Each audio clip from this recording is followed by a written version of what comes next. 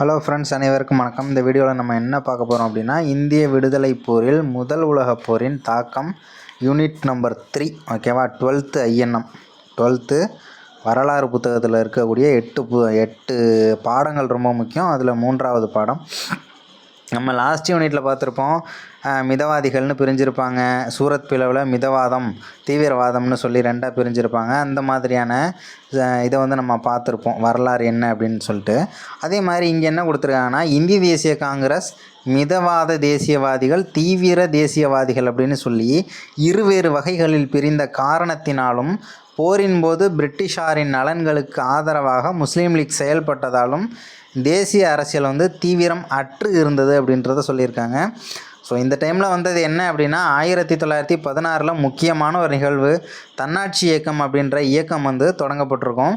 மேற்கத்திய இந்தியாவில் திலகர் தலைமையிலும், தென்னிந்தியாவில் டாக்டர் அன்னி பெசன்ட் அம்மையார் தலைமையிலும் தன்னாட்சி இயக்கம் தொடங்கப்பட்டது. ஹோம் ரூல் மூமெண்ட் அப்படின்னு சொல்லுவாங்க. தன்னாட்சி இயக்கம் அப்படின்றது அதனுடைய அர்த்தம், ஓகேவா? ஹோம் ரூல் மூமெண்ட் அப்படின்னு சொல்லுவாங்க.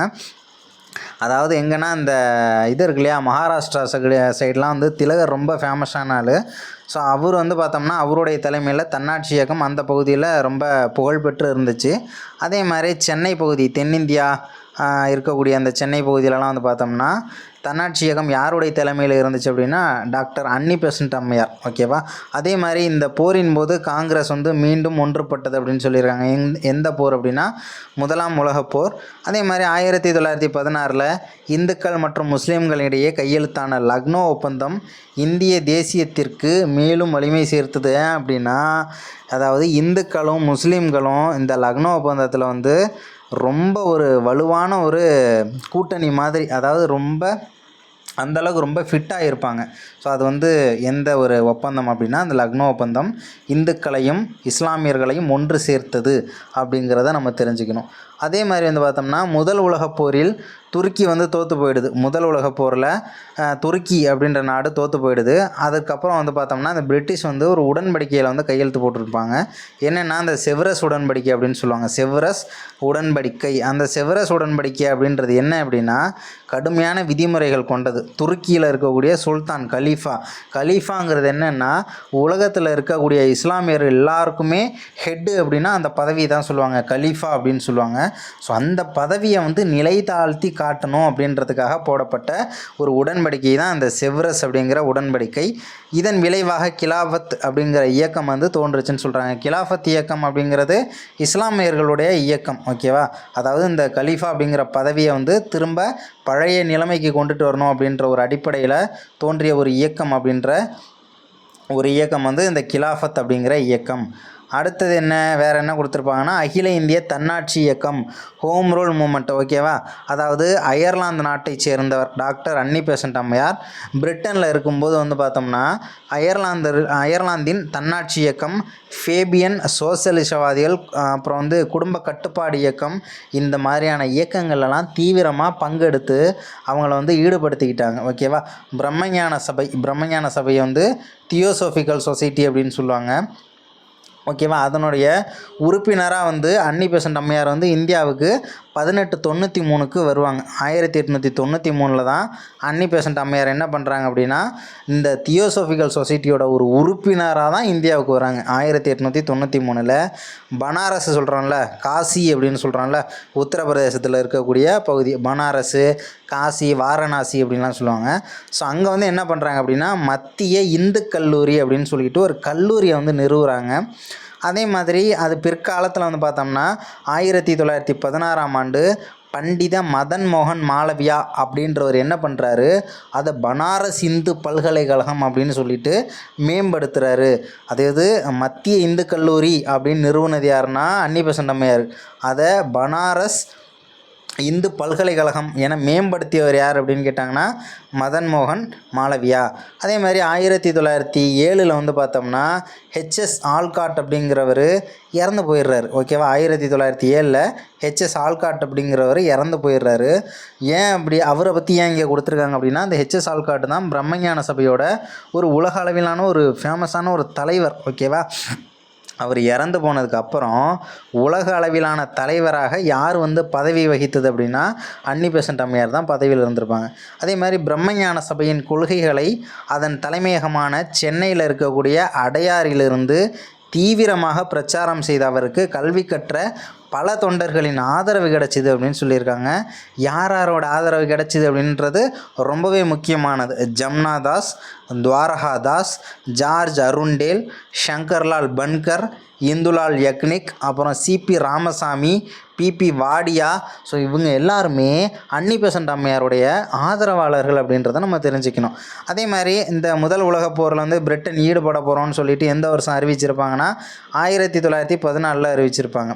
ஓகேவா? ஏன்னா 1914 ஆரம்பித்து 1919 வரைக்கும் என்ன ஆயிருக்கும் அப்படின்னா 18 to 19 வரைக்கும் இந்த முதல் உலகப் போர் அப்படின்றது நடந்துகிட்டு இருந்திருக்கும்.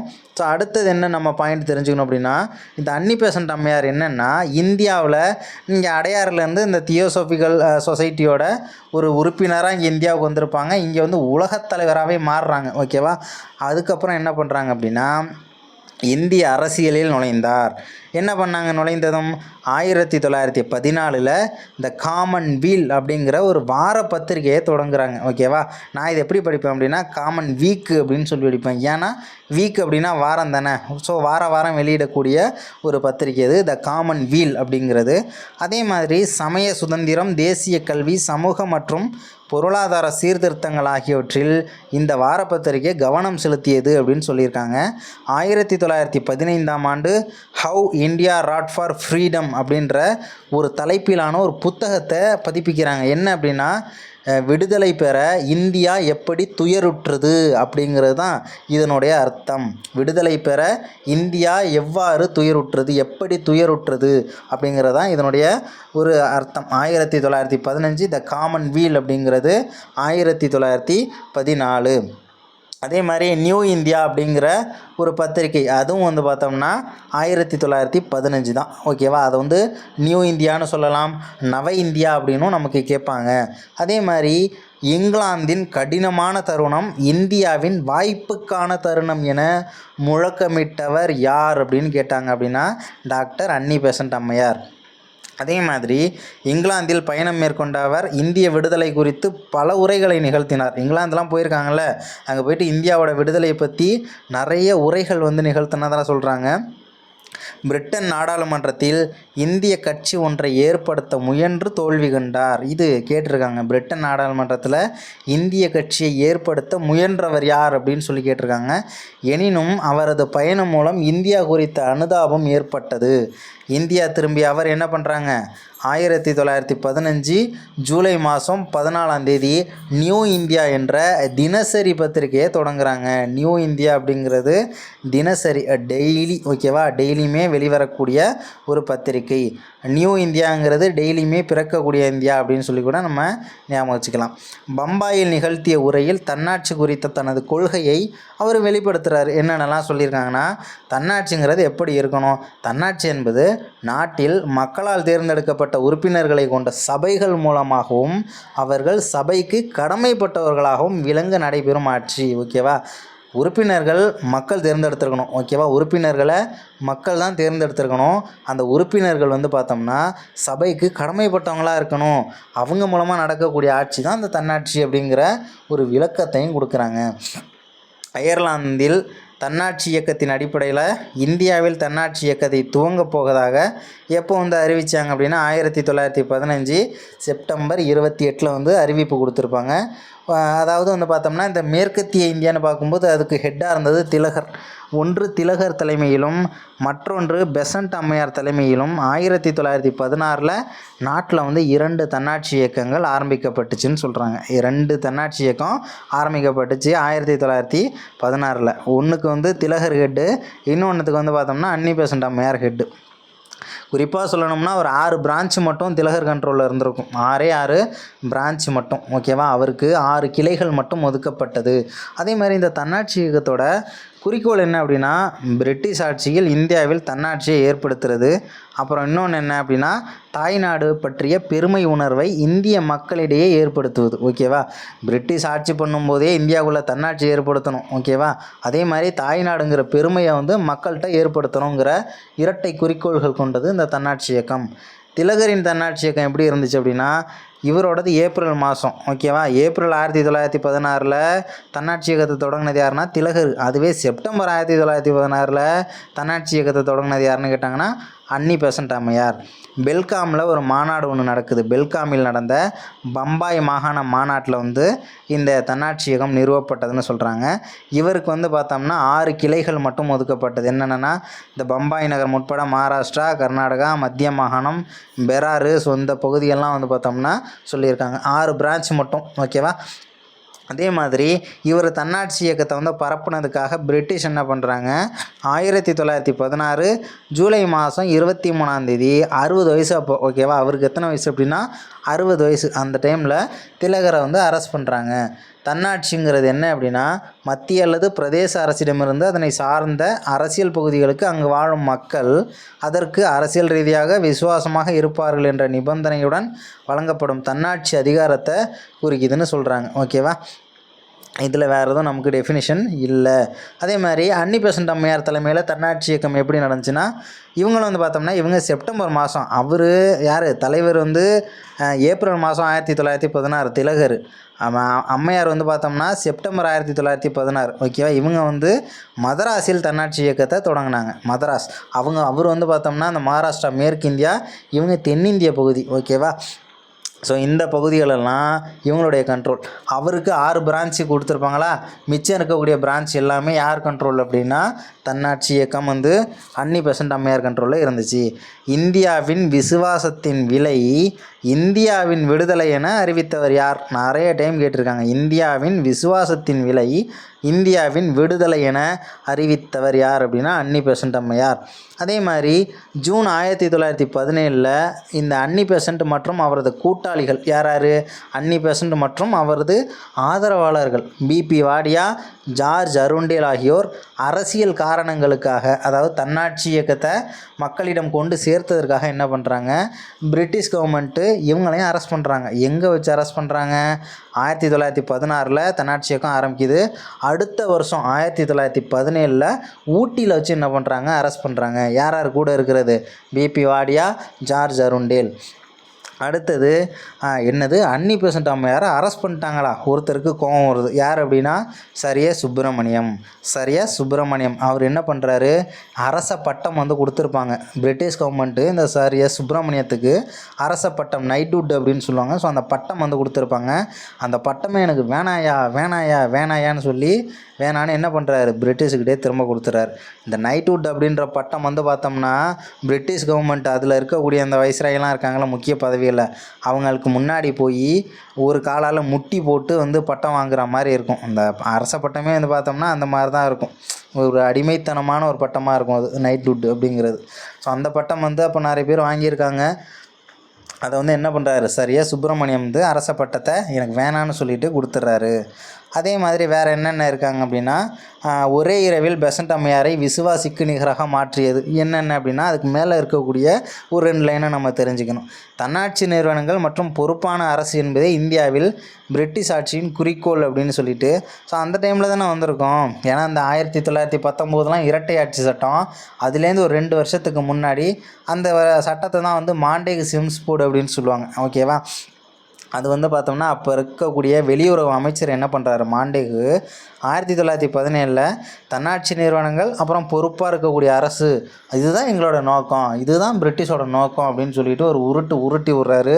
அந்த உருட்டை என்ன பண்ணுறாங்க அம்மையார் வந்து நம்பிடுறாங்க. ஓகேவா, ஒரே இரவில் பெசன்ட் அம்மையாரை விசுவாசிக்கு நிகராக மாற்றியது. வெறும் விசுவாசி மாதிரி என்ன பண்ணிடுறாங்க அப்படின்னா மாறிடுறாங்க. அடுத்தது என்னென்னா அவர் விடுதலையான போது ஊட்டியில் அரெஸ்ட் ஆனாங்களா, அவர் விடுதலையான போது அவர் வந்து 1917 இந்திய தேசிய காங்கிரஸ் கல்கத்தா மாநாட்டுக்கு தலைவராக தேர்ந்தெடுக்கப்பட்டாங்க. என்னடா அது, ஒரு பெண்மணியை வந்து இந்தியாவில் தன்னாட்சி, அதுவும் நம்ம நாட்டு பெண்மணி கிடையாது, இந்தியாவுக்கு தன்னாட்சி வேணும்னு சொல்லி போராடி ஜெயிலுக்கு போயிட்டு வந்திருக்காங்களா அப்படின்ற ஒரு அடிப்படையில் நம்ம ஆளுங்க என்ன பண்ணியிருக்காங்க, இந்திய தேசிய காங்கிரஸின் கல்கத்தாவில் நடந்த மாநாட்டுக்கு அன்னி பெசன்ட் அம்மையாரை 1917 தானே அரெஸ்ட் ஆனாங்க, 17 ரிலீஸ் ஆகிடுறாங்களா. ஸோ அப்போ வந்து தலைவராகவும் தேர்ந்தெடுத்தாங்க. அதே மாதிரி ஐஎன்சியோட ஃபஸ்ட்டு பெண் தலைவர் இவங்க தான், அதையும் தெரிஞ்சுக்கணும் நீங்கள். 1917 தன்னாட்சி இயக்கத்தின் முக்கியத்துவம் இதில் என்னென்ன எதுவும் இருக்கான்னு பார்த்தா எதுவுமே இல்லை. ஸோ தன்னாட்சி இயக்கத்தின் வீழ்ச்சிங்கிறத நம்ம தெரிஞ்சுக்கணும். இந்தியன் அண்ட்ரஸ்ட் அப்படிங்கிற ஒரு புத்தகத்துடைய ஆசிரியர் வேலண்டைன் சிரோலி அப்படிங்கிறவர். வேலண்டைன் சிரோலி வந்து இந்தியன் அண்ட்ரஸ்ட் அப்படிங்கிற ஒரு புத்தகத்தோட ஆசிரியர்.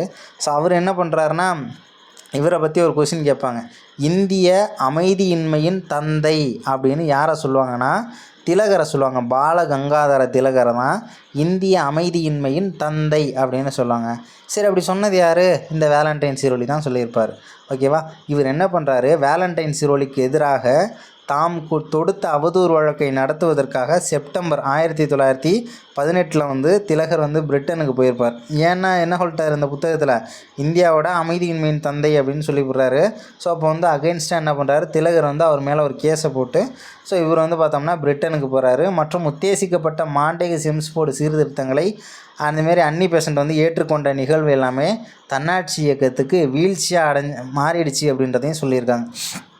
அதே மாதிரி பிரிட்டிஷ் அரசின் கீழ் இந்தியா தன்னாட்சி பெறுவது அல்லது கனடா, ஆஸ்திரேலியா ஆகியவற்றின் வழியில் தன்னாட்சி தகுதியை பெறுவது. தன்னாட்சி பகுதிங்கிறத வந்து தன்னாட்சியை டொமினியன் அந்தஸ்து அப்படின்னு சொல்லுவாங்க. ஸோ அந்த மாதிரி வந்து அவங்களுடைய ஆதரவு, பிரிட்டிஷ் நாடாளுமன்ற உறுப்பினர்கள் இருக்காங்கள, ஸோ அவங்களுடைய ஆதரவும் கிடைக்கணுங்கிறதுக்காக இந்திய காமன்வெல்த் லீக் அப்படின்னு சொல்லிட்டு தன்னாட்சி இயக்கத்தோட பேரை வந்து மாற்றிருக்காங்க. ஏன் பேரை மாற்றினாங்க, அடுத்த பிரிட்டிஷில் இருக்கக்கூடிய நாடாளுமன்ற உறுப்பினர்களுடைய ஆதரவு கிடைக்கணுங்கிறதுக்காக. அதே மாதிரி அதை கிருஷ்ண மேனன் அப்படிங்கிறவர் என்ன பண்ணுறாரு, 1929 வெறும் இந்திய லீக் அப்படின்னு மட்டும் பேரை மாற்றிடுறார். அதுக்கப்புறம் போரின் தாக்கம் இதில் எதுவும் இருக்குமான்னு பார்த்தா இதில் எதுவும் கிடையாது. ஸோ அடுத்தது வந்துடலாம். ஸோ அடுத்தது பார்க்கும்போது என்னென்னா, இங்கே நம்ம தெரியும், ஏன்னா வந்து இந்து முஸ்லீம் அப்படின்றது நமக்கு எந்தெந்த இடத்துலலாம் பிரச்சனையாக பார்த்துருப்போம் அப்படின்னா, வங்காள பிரிவினைகளை பார்த்துருப்போம். ஏன்னா வந்து கிழக்கு இந்தியாவில் முஸ்லீம்ஸ் அதிகமாக இருக்காங்க, மேற்கு இந்தியாவில் இந்துஸ் அதிகமாக இருக்காங்க. வங்காளத்தை வந்து பிரிச்சிடலாம், முஸ்லீம் வந்து இது வரைக்கும் நீங்கள் அனுபவிக்க முடியாத ஒரு சந்தோஷத்தை நான் உனக்கு தரேன் அப்படின்னு சொல்லிட்டு கர்சன் பிரபு என்ன பண்ணியிருப்பார், வாக்குறுதியெல்லாம் கொடுத்துருப்பார். ஓகேவா.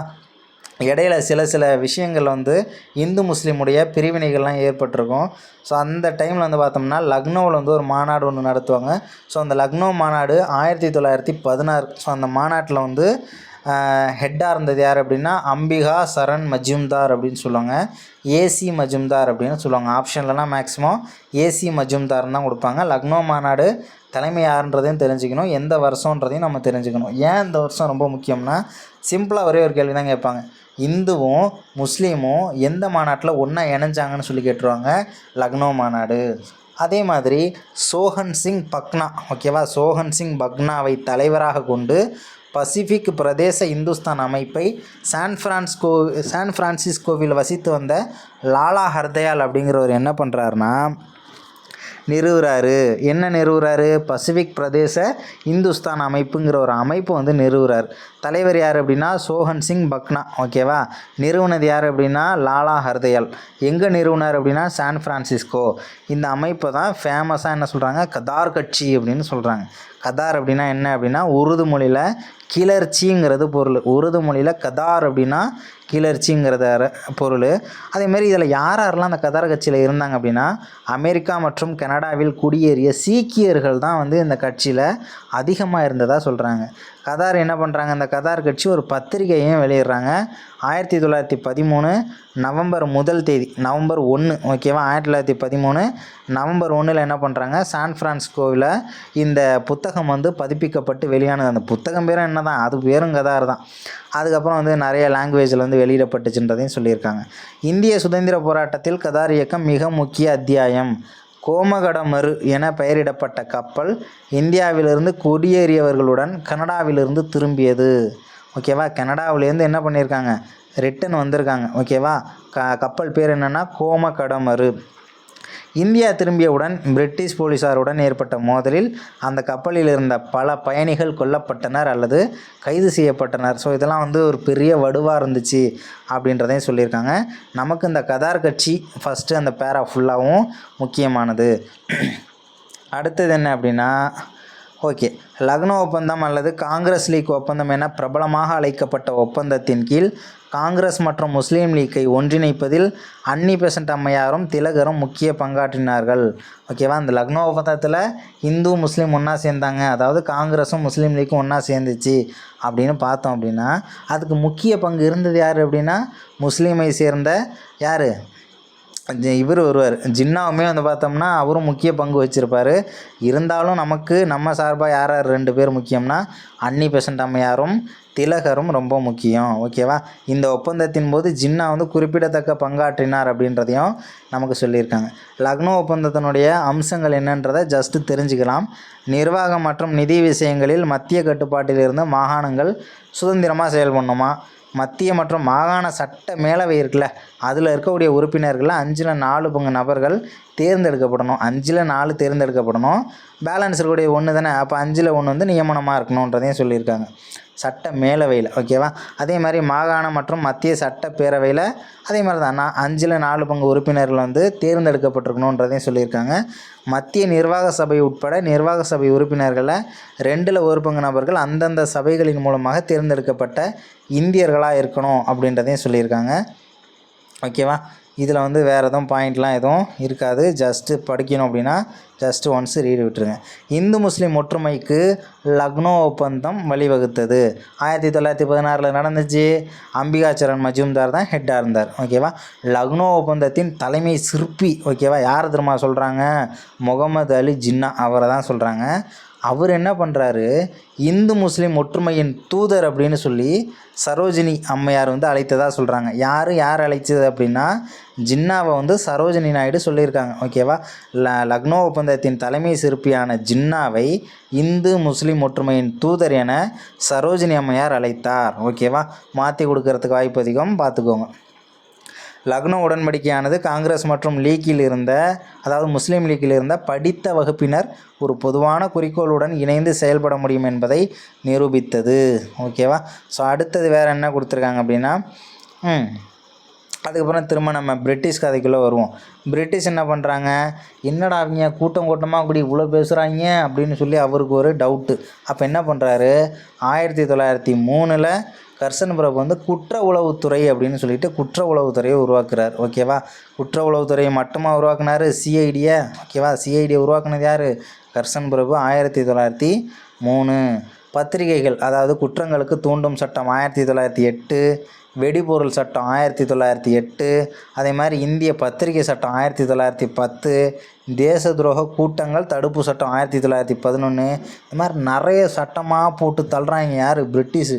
அதே மாதிரி வெளிநாடுகளில் இருந்த சில புரட்சியாளர்கள் இந்தியாவுக்கு சப்போர்ட் பண்ணுறதுக்கான வாய்ப்பு அப்போது இருந்திருக்கு. அது இவங்களுக்கு தெரிஞ்சு போச்சு, யாருக்கு, பிரிட்டிஷுக்கு தெரிஞ்சு போச்சு. என்னடா இவங்க இங்கே இருக்கிறவங்களையே நம்மளால் சமாளிக்க முடியல, வெளிநாட்டிலேருந்து வேறு புரட்சியாளர்கள் வந்தால் நம்ம மாட்டிப்போமேன்னு சொல்லி பிரிட்டிஷ் என்ன பண்ணுறாங்க, வெளிநாட்டினரின் நுழைவுக்கு கட்டுப்பாடுகளை விதிக்கும் வெளிநாட்டினர் அவசர சட்டம் இயற்றப்பட்டது. யாரால் இயற்றப்பட்டது, பிரிட்டிஷாரால் இயற்றப்பட்டது 1914. ஓகேவா, இது நம்ம முக்கியமாக தெரிஞ்சுக்கணும். அதே மாதிரி இந்திய பாதுகாப்புக்கான சட்டம் மட்டும் தெரிஞ்சுக்கோங்க. 1915 வந்த ஒரு சட்டம் அது. ரவுலட் மாதிரியான, ஏன்னா ரவுலட் சட்டமே இதை அடிப்படையாக வச்சு தான் வந்திருக்கும். இந்திய பாதுகாப்பான சட்டம் அப்படிங்கிறதே வந்து பார்த்தோம்னா ரவுலட் சட்டத்துக்கு ஒரு மூல ஆதாரம் அப்படின்னே நம்ம சொல்லலாம். எதுவுமே கேட்க மாட்டாங்க, ரோட்டில் சும்மா போகிறோம், நம்மளை அரெஸ்ட் பண்ணணும் அப்படின்னா ஈஸியாக அரெஸ்ட் பண்ணலாம், பிடிவாரண்ட்டு கூட தேவையே கிடையாது. அதே மாதிரி நம்மளை எவ்வளோ வேணாலும் அடித்து துன்புறுத்தலாங்கிறது தான் ரவுலட் சட்டமே. முதல் உலகப் போரில், ஓகேவா, இதில் இந்த கிலாஃபத் இயக்கத்தினுடைய கதை கொடுத்துருப்பாங்க. இதில் வந்து நமக்கு எக்ஸாம் பாயிண்ட் ஆஃப் வியூ எதுவும் கிடையாது. ஓகே, இந்த இடம் நமக்கு முக்கியம். தென்னாப்பிரிக்காவில் ஆற்றிய மனிதாபிமான பணிகளுக்காக காந்தியடிகளுக்கு கேசரி ஹிந்த் அப்படிங்கிற ஒரு தங்கப்பதக்கம் வழங்கி கொடுப்பாங்க. ஓகேவா, யார் அப்படின்னா, தென்னாப்பிரிக்காவில் வந்து மனிதாபிமான பணிகளுக்காக காந்தியடிகளுக்கு என்ன பதக்கம் வழங்கி சிறப்பிக்கப்பட்டதுன்னா கேசர் ஹிந்த் அப்படிங்கிறது. அதே மாதிரி 1906 என்ன பண்ணியிருப்பார்னா, ஆம்புலன்ஸ் படையில் இந்திய ஆர்வலர்களின் ஒரு அதிகாரியாக செயல்பட்ட அவரோட சேவையை பாராட்டி ஜூலு போர் வெள்ளி பதக்கம், அதாவது ஜூலு போர் வெள்ளி பதக்கம் காந்தியடிகளுக்கு வழங்கப்பட்டது. ஆம்புலன்ஸ் உள்ள பேஷண்ட்டெல்லாம் ஏற்றிட்டு போகிறதுனால கொஞ்சம் ஏசியெல்லாம் போட்டு வச்சுருப்பாங்க, ஜில்லுன்னு இருக்கும் அப்படின்னு ஞாபகம் வச்சுக்கலாம். ஆம்புலன்ஸ்குள்ளே ஜில்லுன்னு இருக்கும் அப்படின்றத ஜஸ்ட் ஞாபகம் வச்சுக்கலாம். அதே மாதிரி 1899 to 1900களில் போயர் போரின் போது தூக்குப்படுக்கை கொண்டு செல்வோர் படையில் இந்திய ஆர்வலர்களின் துணை கண்காணிப்பாளராக சேவை புரிந்தமைக்காக போயர் போர் வெள்ளி பதக்கம் அவருக்கு வழங்கப்பட்டது. ஒன்றே ஒன்று தான் கோல்டு, ஓகேவா? கோல்டுங்கிறது ஒன்றே ஒன்று தான். எது அப்படின்னா கேசரி ஹிந்து. பேலன்ஸ் உள்ள ரெண்டுமே சில்வரு, ஓகேவா? கிலாஃபத் இயக்கத்தின் போது தொடர்பில் ஒத்துழையாமை இயக்கத்தை காந்தியடிகள் தொடங்கும்போது எந்த பட்டமோ எந்த பதக்கமோ எனக்கு வேணாம் அப்படின்னு சொல்லிட்டு திரும்பி கொடுத்துறாரு. ஏன்னா கிலாஃபத் இயக்கமும் ஒத்துழையாமை இயக்கமும் பார்த்தோம்னா ஒன்றா இணைஞ்சிருக்கும், ஓகேவா? அதே மாதிரி ஒரு டைலாகும் ஒன்று சொல்லியிருக்காரு. கடந்த 1 மாதமாக நடந்த நிகழ்வுகளை பார்க்கும்போது கிலாபத் இயக்க விஷயத்தில் ஏகாதிபத்திய அரசு நேர்மையற்ற நியாயமற்ற வகையிலும் மற்றும் கிரிமினல் போலவும் நடந்து கொண்டதுடன் தங்கள் நேர்மையற்ற தன்மையை பாதுகாக்க தவறுக்கு மேல் தவறு செய்தன. இத்தகைய அரசு மீதான மதிப்பையோ அல்லது அன்பையோ என்னால் இருப்பு வைக்க முடியவில்லை அப்படின்னு சொல்லிட்டு என்ன பண்ணுறாரு, நீ வேணாம் உன் பட்டம் வேணாண்டான்னு சொல்லி திருப்பி கொடுத்துட்றாரு. ஏன் அவர் இவங்களுக்கு சப்போர்ட் பண்ணார் கிலாஃபத் அப்படின்னா, கிலாஃபத்துக்கு ஏன் இவ்வளோ ஆதரவாக இருக்கார் அப்படின்னா, அவங்க அந்த கலீஃபாங்கிற பதவியை ஒழிக்கிறதுக்காக என்ன பண்ணியிருப்பாங்க, நிறைய அக்ரிமெண்ட்லாம் போட்டிருப்பாங்க. அந்த செவரஸ் உடன்படிக்கைலாம் அது தானே. ஸோ அதுக்காக இவர் ஆதரவாக இருந்திருப்பார். அதே மாதிரி 2 பேரும் சேர்ந்து பிரிட்டிஷை நம்ம நாட்டை விட்டே துரத்தலாம் அப்படின்ற ஒரு அடிப்படையும் அதில் வரும். அதே மாதிரி கெயில் மினால்டின் அவருடைய வார்த்தைகளில் அவர் என்ன சொல்கிறாருன்னா, முழுமையான இந்திய இஸ்லாமிய அரசியல் மேம்பாட்டுக்கான வழியை திறக்க முழுமையான இஸ்லாமிய அடையாளம் பயன்பட்டுச்சு அப்படின்னு சொல்லிட்டு கெயில் மினால்டின் அப்படிங்கிறவர் சொல்லியிருக்கார். என்ன சொல்லியிருக்காரு, முழுமையான இந்திய இஸ்லாமிய அரசியல் மேம்பாட்டுக்கான வழியை திறக்க முழுமையான இஸ்லாமிய அடையாளம் பயன்பட்டது அப்படின்றத, ஓகேவா? அடுத்தது என்ன அப்படின்னு பார்க்கும்போது, கிலாபத் விஷயம் பல பிரிவினரால் பலவாறாக எடுத்து உரைக்கப்பட்டது. உத்தரப்பிரதேசத்தில் இருந்த முஸ்லீம்கள் ஏன்னா கிலாபத் இயக்கம்னு வருதுல, அதில் கிலாப் அப்படின்னா எதிர்ப்பு என அர்த்தமுடைய உருது மொழி வார்த்தையை நிர்வாகத்துக்கு எதிரான பொது கிளர்ச்சியின் அடையாளமாக யூஸ் பண்ணாங்க. இதில் நமக்கு என்ன கொஸ்டின், கிலாபத் அப்படின்னா என்ன பொருள், எதிர்ப்பு. எந்த மொழியில் அந்த பொருள், உருது மொழி. அதே மாதிரி நம்ம இன்னொன்று என்ன பண்ணியிருப்போம், அந்த கதார்னு சொல்லி பார்த்தோமா. ஸோ அதுக்கும் என்ன தான், அதுவும் உருது மொழியில் என்ன அர்த்தம், கிளர்ச்சி அப்படின்றது அதனுடைய பொருள், மறந்துடக்கூடாது. ஓகே, அடுத்தது என்ன அப்படின்னா சுதேசி இயக்கம். சுதேசி இயக்கங்கிறது எப்போ வந்துச்சு, வங்காளத்தை 2ஆக பிரித்தார்ல கர்சனு. அந்த டைமில் வங்காளத்தையே நீ 2ஆக பிரிக்கிறியா, இருடா உங்களுக்கு போடுறோம் அப்படின்னு சொல்லி கொண்டுட்டு வந்தது தான் சுதேசி இயக்கம் 1905. அதுமாதிரி சுதேசி இயக்கம் எந்த நாளில் எங்கே பிரகடனம் செய்யப்பட்டதுங்கிறத கமெண்ட்டில் சொல்லுங்கள். அதே மாதிரி சுதேசி இயக்கம்னா என்ன, பிரிட்டிஷ் ஆரம்பித்த ஸ்கூலில் போய் எங்கள் வீட்டு பசங்க படிக்க மாட்டாங்க. பிரிட்டிஷ் ஏதாவது ஒரு நிறுவனம் மாதிரி வச்சுருந்தாங்கன்னா அந்த நிறுவனத்தில் நாங்கள் வேலை பார்க்க மாட்டோம். உங்களுக்காக நாங்கள் எந்த ஒரு வழக்குகளையும் வாதாட மாட்டோம். உங்களுக்கு எந்த விதத்துலையும் நாங்கள் சப்போர்ட்டே பண்ண மாட்டோம். எங்களுக்கு நாங்களாகவே இருப்போம்.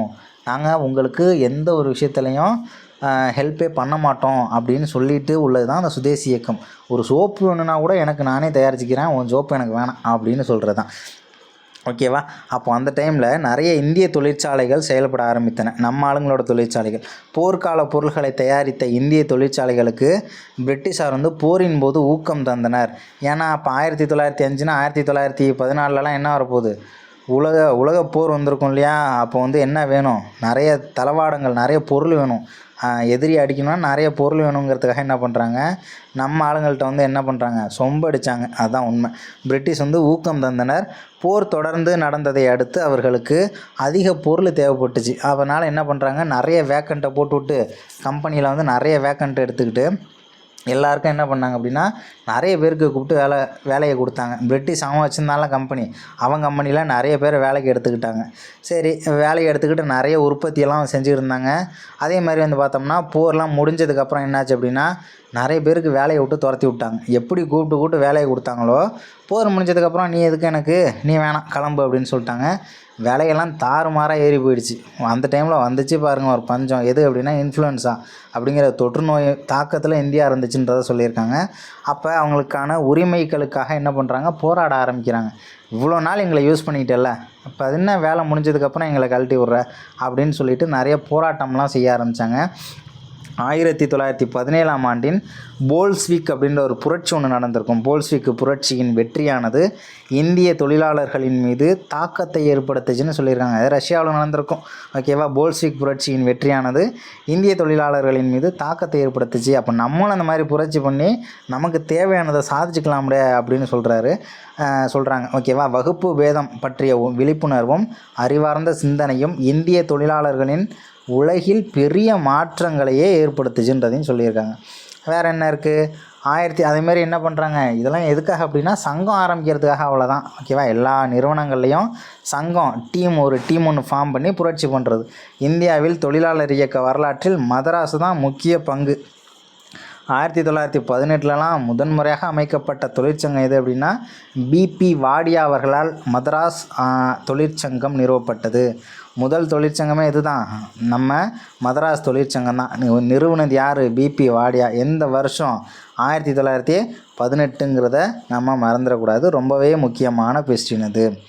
அடுத்தது என்ன அப்படின்னா, ஓகே, 1920 அக்டோபர் 30. ஓகேவா, அக்டோபருங்கிறது எத்தனாவது மாதம், 10வது மாதம். இதில் வருஷம் என்னது 20, டேட் என்னது 30. 10, 20, 30. ஓகேவா, 10, 20, 30 அப்படியே ஆர்டராக வருது பாருங்கள். ஸோ அதில் என்ன பண்ணுறாங்க, நிறைய உறுப்பினர்கள் சேர்ந்து ஒரு 64 தொழிற்சங்கங்களை சேர்ந்த பிரதிநிதிகள், ஓகேவா, 64 தொழிற்சங்கத்தை சேர்ந்த பிரதிநிதிகள்லாம் பம்பாயில் போய் ஒருத்தரை சந்திக்கிறாங்க. யாரை சந்திக்கிறாங்க, லாலா லஜபதி ராய். அவர் போய் சந்தித்து அவரோட தலைமையில் அகில இந்திய தொழிற்சங்க காங்கிரஸ் ஏஐடியூசி அப்படின்ற ஒரு அமைப்பை நிறுவுகிறாங்க. ஓகேவா, அதே மாதிரி மோதிலால் நேரு, ஜவஹர்லால் நேரு, சிஆர் தாஸு, வல்லபாய் பட்டேல், சுபாஷ் சந்திர போஸ் மற்றும் இந்திய தேசிய காங்கிரஸின் தேசிய தலைவர்கள் நிறைய பேர் இது ஆதரவு கொடுத்ததாகவும் சொல்கிறாங்க. அடுத்தது வேறு என்ன இருக்குது அப்படின்னா பாட சுருக்கம்.